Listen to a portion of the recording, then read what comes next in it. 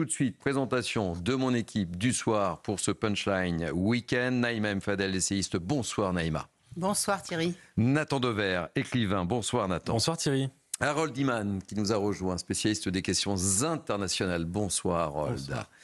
Bonsoir. Véronique Jacquier, journaliste. Soyez la bienvenue, je suis ravi de vous accueillir. Bonsoir Thierry, bonsoir à tous. Et j'accueille avec beaucoup de plaisir, son éclairage sera important, Jean-Marie Le Guen, ancien ministre. Actualité très chargée en ce vendredi soir.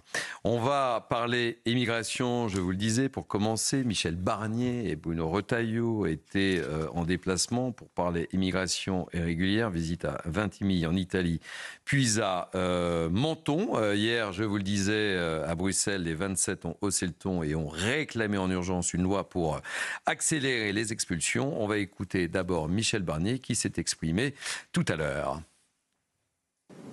Je ne crois pas que cet exemple soit transposable. Voilà. On en a parlé avec les ministres italiens tout à l'heure. Ils nous expliquaient dans quel sens ils travaillaient en créant ce centre ou cet hôtel en Albanie, en coopération avec les autorités albanaises.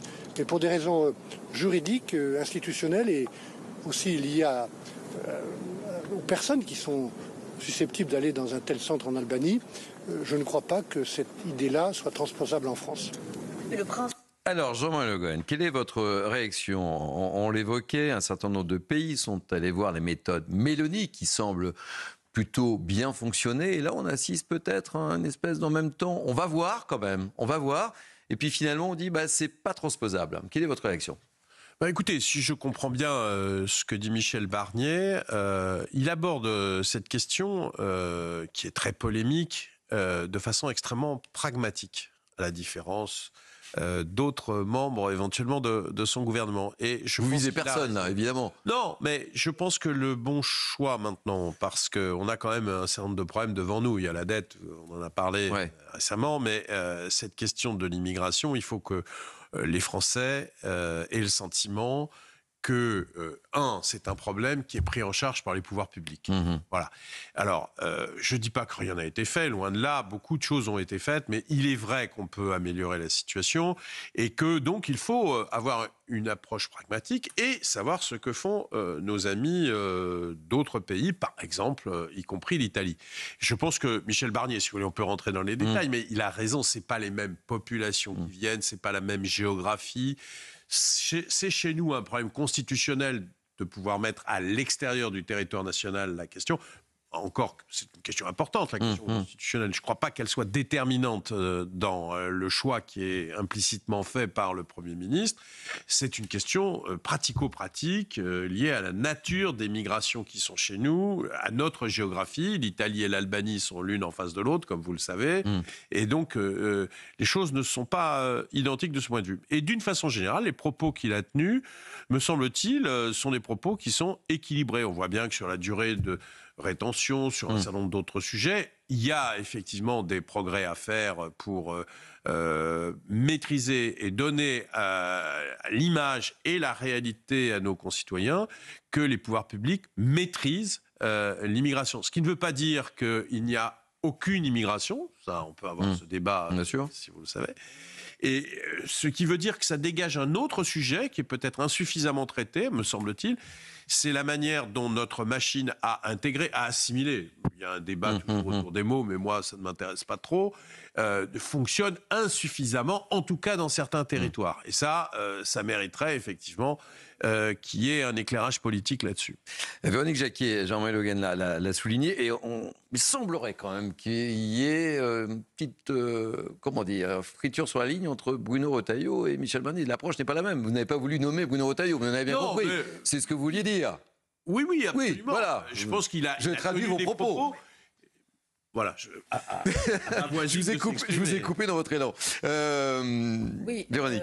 Non, mais oui, bien sûr, l'approche n'est pas tout à fait la même. On sait que Bruno Retailleau, sans doute, voudrait aller plus loin. Mais plus vite. Je trouve que dans les propos du Premier ministre, on attend... Enfin, en tout cas, on attend plus que ce qu'il nous a délivré. C'est-à-dire, quand il dit ce n'est pas transposable pour des raisons juridiques et institutionnelles, moi, j'aimerais qu'il soit un petit peu plus précis. On a envie de dire peut mieux faire, monsieur Michel Barnier. Et les Français attendent. Et les Français attendent. Et il a dit lui-même que s'il se déplaçait à Vintimille, c'est parce qu'il tenait compte des résultats des élections européennes et des élections législatives. Donc peut mieux faire, surtout que vous dites, Monsieur Le Guen, qu'on n'a pas affaire forcément à la même population de migrants et d'immigrés qui veulent venir illégalement dans nos pays. Mais enfin, si on prend là l'exemple de l'Italie avec ce qu'elle est en train de mettre en place avec l'Albanie, puisque ça devient un petit laboratoire finalement à l'échelle européenne, puisque l'Italie est le premier pays à se lancer dans cette aventure. Il faut savoir que ça ne s'adresse qu'aux hommes adultes. Et donc, 16 hommes ont été interceptés, 16 migrants. Mais j'ai pas de problème avec ce qui se passe. Moi, je suis pas choqué par la politique italienne vis-à-vis de l'Albanie. Mais en quoi ça concerne la France ? Je veux dire par là, d'un point de vue pratico-pratique. Laissez-moi terminer. Véronique Jacquier. 16 migrants, des hommes venus du Bangladesh et d'Égypte qui sont donc maintenant dans un centre en Albanie où leur demande va être traitée, où ils vont sans doute être renvoyés chez eux parce que leur situation ne correspond pas à ce qu'on entend en Italie. Il faut savoir que l'Italie, quand même, fait beaucoup d'efforts pour se lancer dans cette aventure du traitement de l'immigration illégale, puisque ça va coûter au gouvernement de Giorgia Meloni 160 millions d'euros sur 5 ans.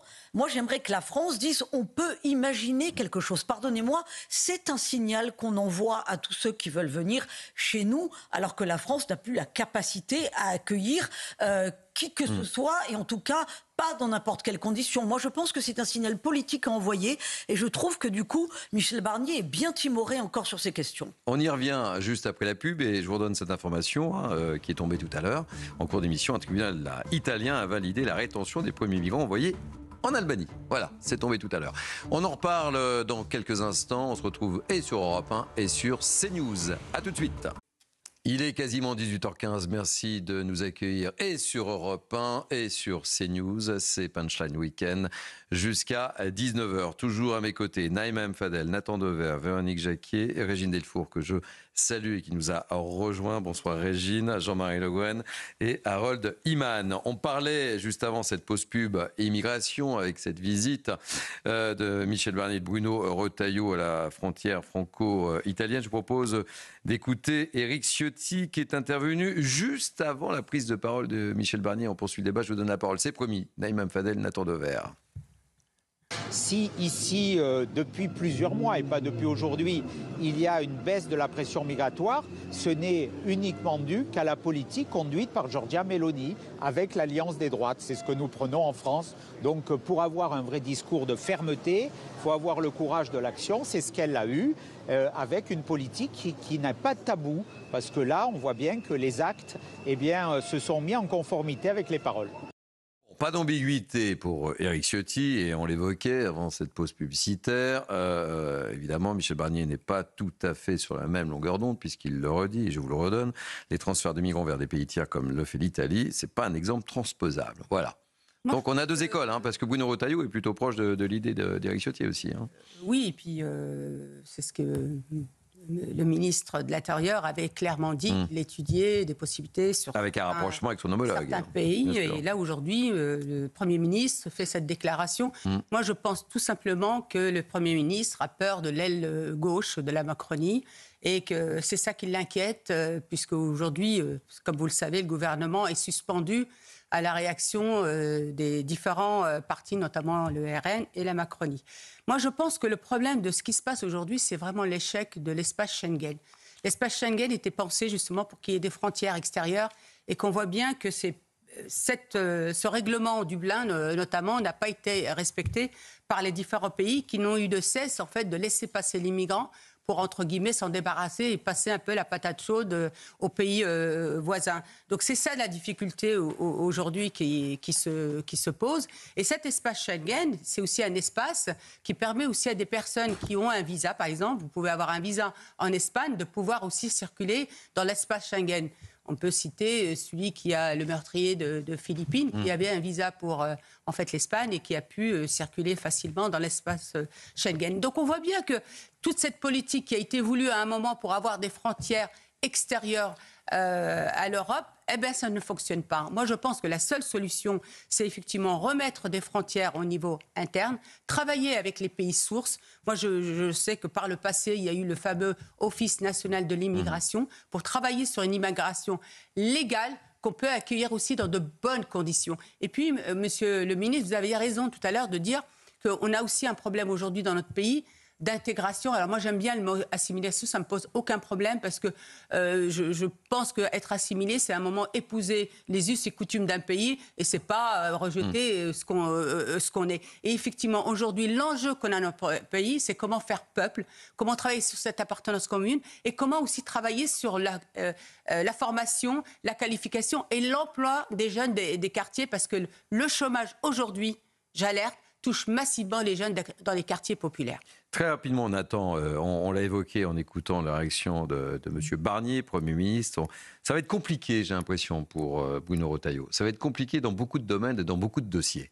Entre sa volonté, son couloir de nage, son envie de faire, et d'un seul coup, à chaque fois, on a le sentiment que hop, ça freine.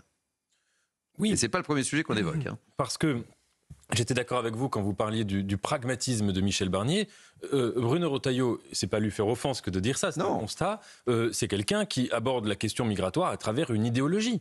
Et en l'occurrence, une idéologie, on peut juger qu'elle est très proche de l'extrême droite. Parfois, quand on l'écoute parler, on voit pas très bien la différence entre d'autres formations politiques. Mais en tout cas, une idéologie consistant à vouloir notamment prendre exemple aujourd'hui sur Madame Mélanie. Et je ne suis pas certain qu'il faille qu'aucun débat doive être interdit. C'est une évidence.